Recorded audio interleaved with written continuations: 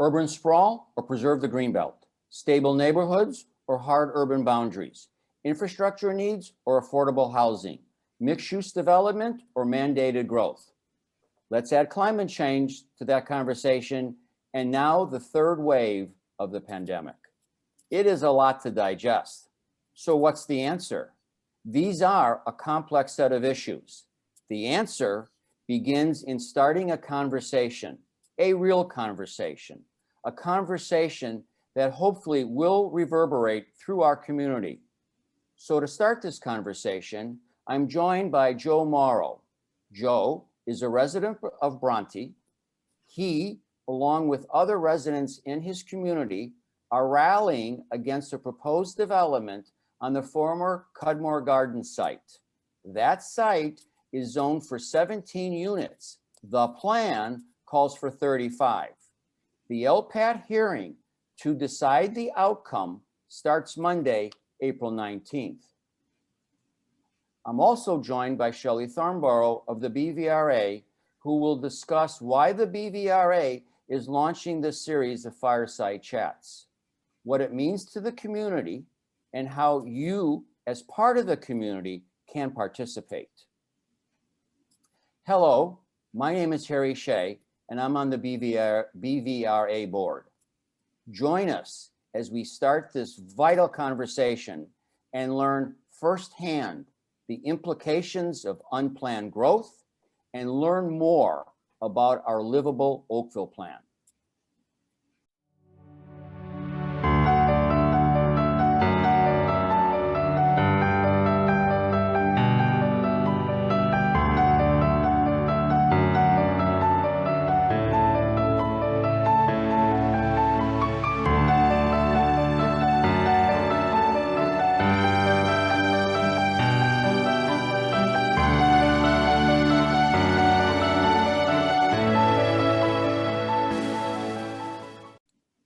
Shelley, I'd like to start with you. Why launch the series and what do you hope to achieve?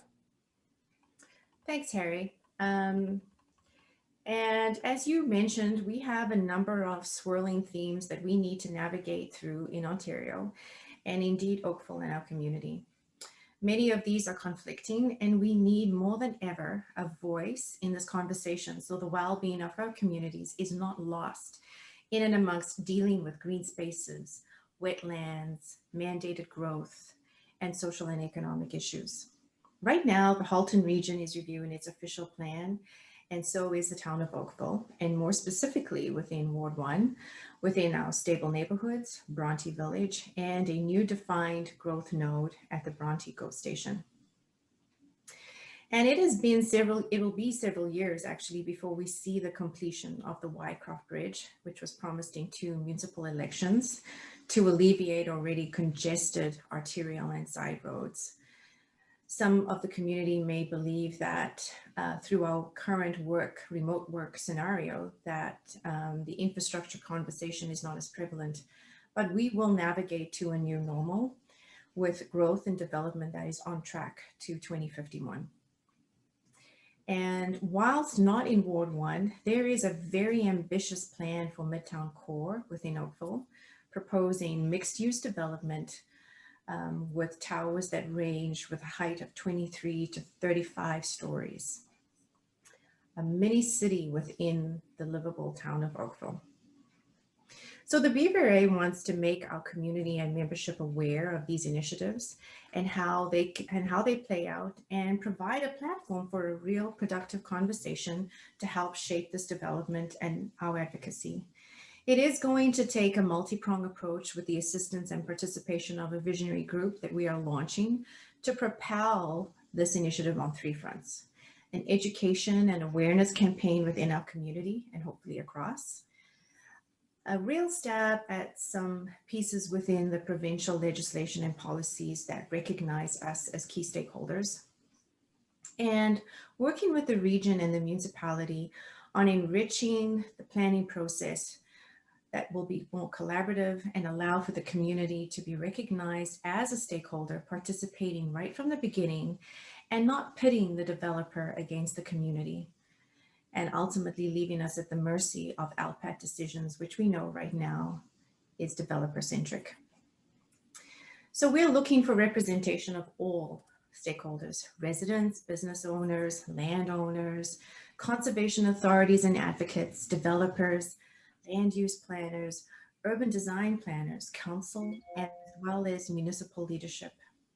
We need to work together through these issues and advocate for balance and sustainability, not muting the voice of one group over another. This will not be easy, but anything worthwhile often is a path to navigate with a lot of care, determination, and much attention in this case. So in the coming weeks, we will have more information emerging through our website and social media as we kick off this series as part of the education campaign.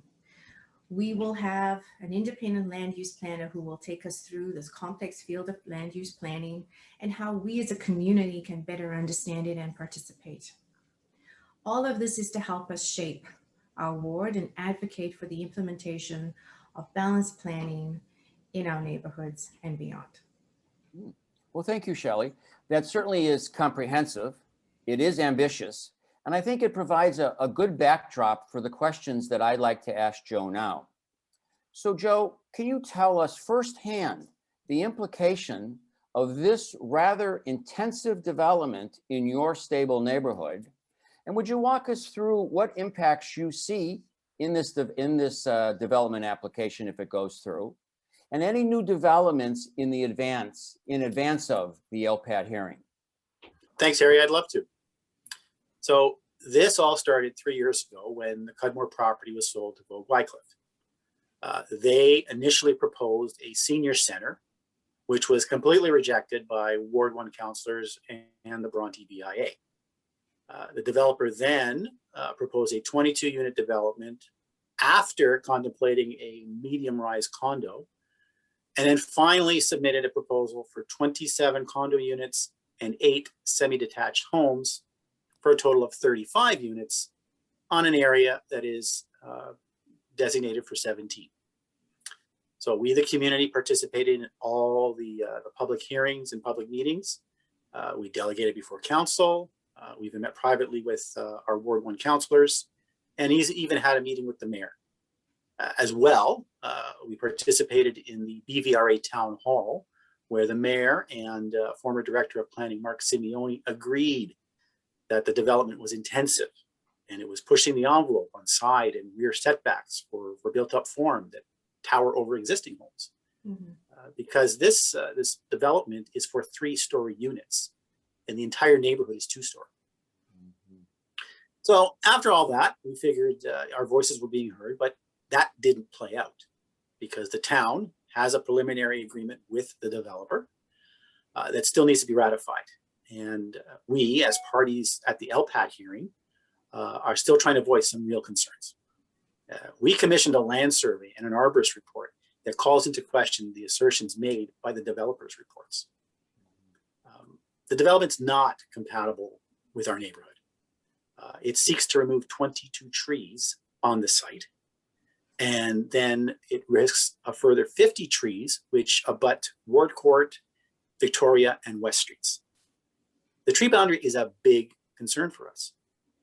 The developer didn't discuss removal of these trees with anybody, particularly those people like myself who are share ownership on those trees. And removing those trees is going to impact grading, and it also impacts on a retaining wall that supports several properties, one of which is mine. Now, there's no updated grading plan or stormwater management report that we're aware of. And the town has also given them an easement for entrance from Lakeshore. So discussions and negotiations are non-existent. And the developer presumes to be imposing a rather vexatious development in a community with much benefit to themselves. And so I ask, where's the developer coming to the table for the community? Yeah, I mean, Joe, that's a great point. And I certainly remember that town hall on a cold, blustery night. I mean, we had a standing room only at QEP. Yeah. So the town, our neighborhood was certainly concerned. We're being told by our 2 councilors that the livable Oakville plan permits 29 units, So the plan as submitted is only 6 more, so it's okay. Do you or your fellow residents think it's okay? Well, the livable Oakville plan actually calls for 29 units Okay. per hectare. Yeah. And if we calculate the actual land on the site, excluding the land for condo roads and parking, it's less than a hectare. And it would allow for only 22 units, which is now in fact 13 units over. Yeah.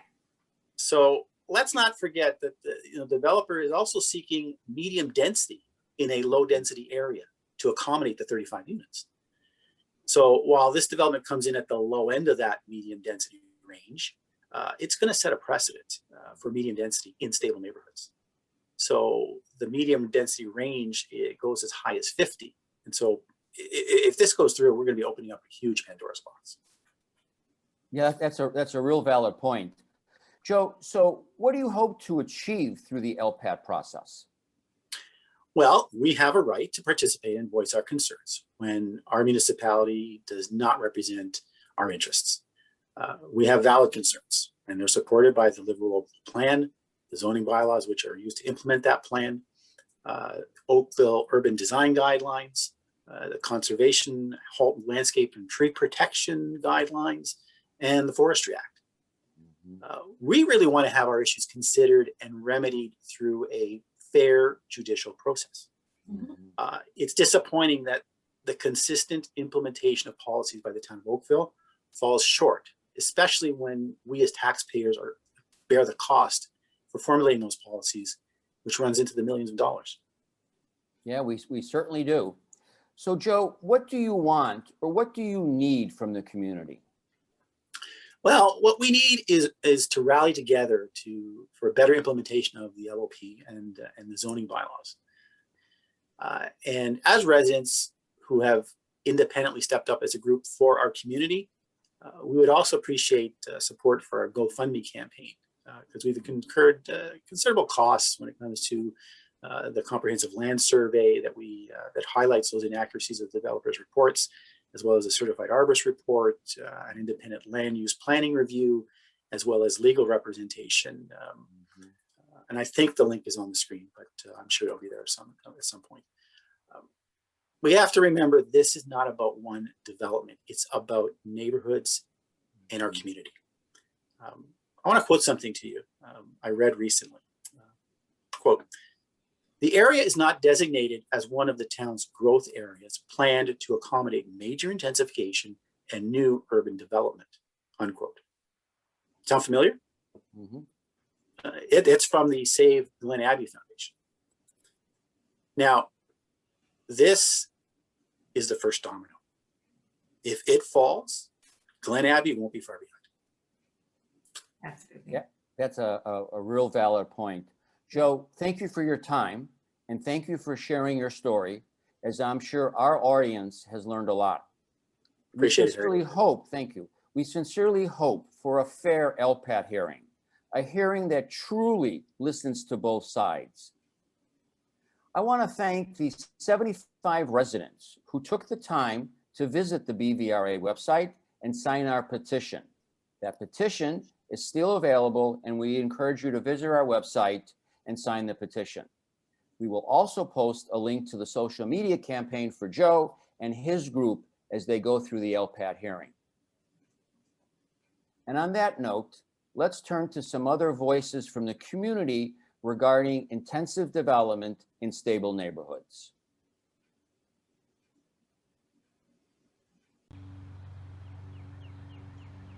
We teach our kids about balance and sustainability, and yet we fail to walk the talk when we destroy our urban canopy for development and remove the mechanisms needed to help us deal with our very important environmental issues like greenhouse gases, preventing soil erosion, buffering stormwater, cooling our planet, and most importantly, providing oxygen. Community and environmental needs are not subordinate to development, especially when we have the knowledge and capacity to plan and to do better. Hi, my name is Darlene. This is my dog Beamer. We live on Victoria Street. And as you can see behind me, all these beautiful trees and Cudmore's in the backyard or in the background. We moved into this house over 25 years. It's a dead-end street, and that's why we bought the house. So obviously we have huge concerns with the upcoming development. From what I understand, the home's going to be 4 feet from my fence. So I'll be able to see what the family's having for dinner, not to mention the impact on my privacy, my sunlight, which will probably impede it. And not to mention, one more time, sorry, is just the amount of cars that are going to come down the street. You know, if you're going to put 35 homes, which is ridiculous, times 2 cars, that's 70 cars. And if you walk the street, you'll notice there's kids playing. It's a quiet neighborhood. We love it here, so we just don't understand why the town of Oakville won't listen to the people who live in Oakville. When we can't see the sunshine, or we can't cycle safely because of congested or incomplete community roads, when we see a mini Toronto in the midst of a stable neighborhood, it's too late. I started by stating the importance of having a conversation. It's time now to stop, to listen, and to work together. It's time now to develop and innovate together. And it's time now to build and prosper together. It's time for that conversation.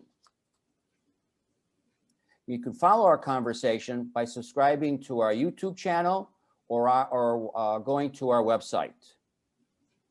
And thank you for watching.